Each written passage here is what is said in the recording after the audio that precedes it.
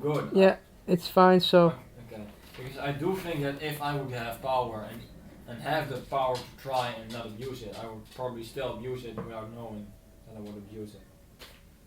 I think that would happen to me.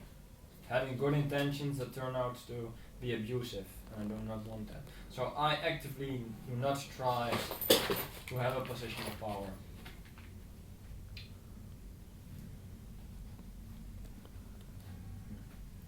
Aside from that, I don't know anything about philosophy that has interested me for a long while. and do you think philosophy is important for society?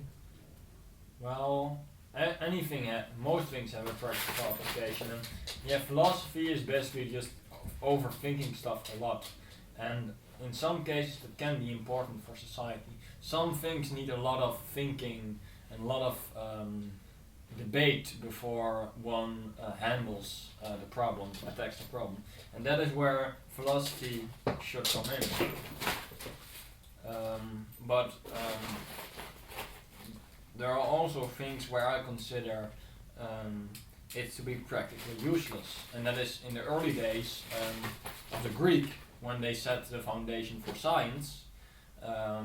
Science and philosophy were going hand in hand at the time, and they actually draw their conclusions from philosophy, and then they try to find equations to support it, and that's not the way to go, especially since several things that philosophy claims to be truth have been wrong.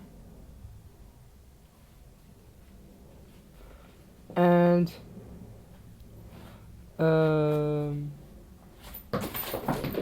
what is the weakness of philosophy? Well, as I said, it often disagrees with science.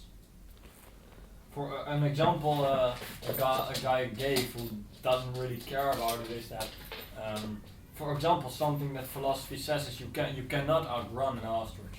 Science disagrees because you might not be able to do it without aid, but you can use aid to outrun an ostrich. So, but philosophy says that it's impossible. There's no way, no possible way, in any kind of that makes you outrun an ostrich. So that's of course bullshit.